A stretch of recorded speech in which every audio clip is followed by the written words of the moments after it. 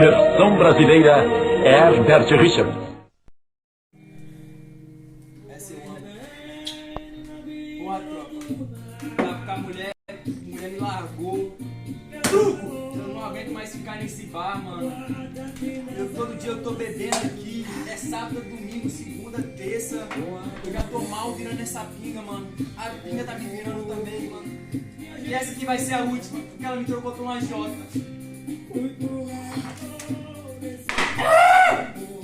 Ai, bateu no peito. Tô mirando no peito, né? Ai, tá ardendo essa pinga, ligado?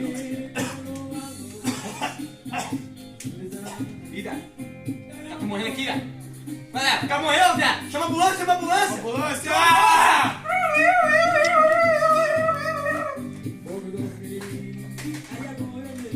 Esses jovens de hoje em dia, pô, só fazem merda. Caralho! Puta que pariu, morreu! Caralho, aí! Ou não? Lembrou a mãe do Calvin Marx. Mas esse Calvin Marx, cara? Mano, vem aqui que eu vou te explicar um pouquinho mais. Karl Marx foi um filósofo, economista, historiador, sociólogo, teórico político, jornalista e revolucionário socialista alemão. Nascido em Treves, Prússia. Marx estudou Direito na Filosofia na Universidade de Bonn, em Berlim, Alemanha. Tá? Casou-se com a crítica de teatro e ativista política alemã Jenny von Hesse, que mais tarde fez ele morrer, como aqui mostramos o Pingus, que vulgo era ele, Didi, tá ligado? Morreu de bebida e uns problemazinhos físicos aqui, porque ele era todo fodido, tá ligado?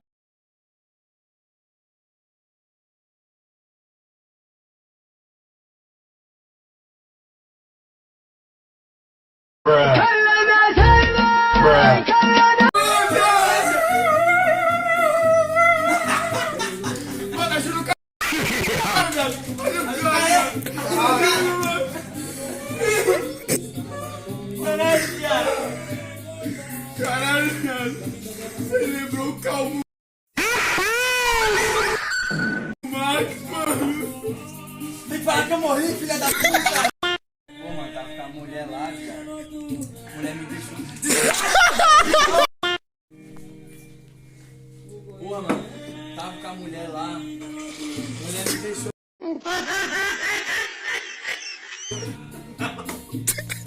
Uma calça daquela.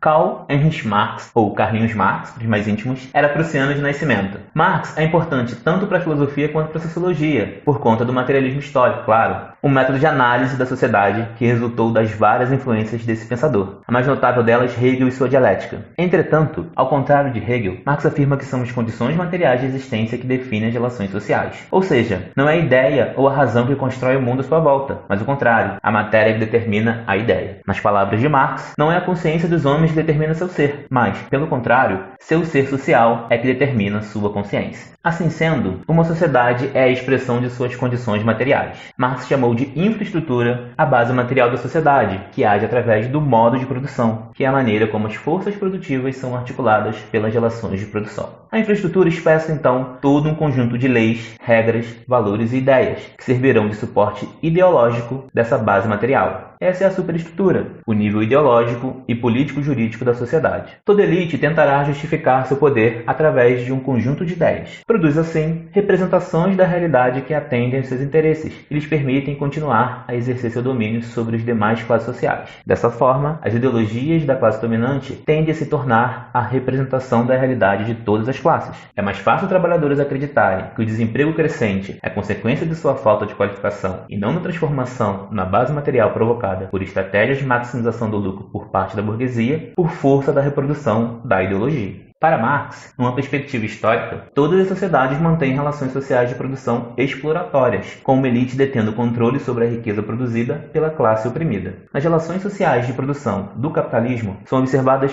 duas principais classes, que são posições ocupadas nessas relações. A burguesia, que controla os meios de produção e explora o proletário pela mais-valia, e o proletariado, aqueles que nada possuem além da sua capacidade de agregar valor pelo trabalho, e precisam, por isso mesmo, vender sua força de trabalho. Essas classes estão em constante conflito, chamado por Marx de luta de classes. Essa tensão decorrente da exploração de uma classe sobre a outra acontece porque os burgueses visam sempre maximizar seu lucro. Lembre sempre que o acúmulo é o objetivo do capitalismo. Enquanto o proletariado luta por condições minimamente dignas de existência. A mais-valia se dá por uma diferença de valor. Quando produzimos algo que é útil, esse objeto tem valor de uso. O valor de uso pode ser pessoal ou estar em coisas que não são negociáveis. É baseado na utilidade ligada às propriedades físicas do objeto. Um grande exemplo é o oxigênio, que é vital para todos os seres humanos e mesmo assim não é comercializável. O que define uma mercadoria é o valor de troca, ou seja, que haja uso social desse objeto. Uma mercadoria é um produto de trabalho que será trocado. E como medir o valor de troca? Pelo tempo socialmente necessário para a produção dessa determinada coisa. Se leva 3 horas para produzir um sapato e 6 para produzir uma lâmpada, então 2 sapatos valem uma lâmpada. Na mais-valia, o valor pago pelo burguês ao proletário para a produção das mercadorias e o valor que essas mercadorias alcançam no mercado são diferentes. Ou seja, quando usa a força de trabalho comprada do proletariado, a burguesia gera mais valor, já que o trabalho agrega valor à mercadoria, que necessita para remunerar por esse trabalho. Essa diferença só é possível porque o valor de uso da força de trabalho é maior que o valor de troca. No modo de produção capitalista, não são as pessoas o objetivo da produção, a satisfação de suas necessidades, mas a produção em si. Isso possibilita uma gestão fragmentada e eficiente do trabalho. Por não acessar, controlar e aproveitar o resultado pleno de seu trabalho, o trabalhador sofre a alienação, afastado daquilo que, no fim das contas, é o seu espelho. As consequências sociais do afastamento entre o trabalhador e o produto do seu trabalho são ignoradas. Como desdobramento, a própria organização da sociedade se fragmenta. As atividades econômicas, as profissões, as artes, o saber e etc. Assim, o trabalhador não consegue mais conceber o processo produtivo na sua totalidade e perde a noção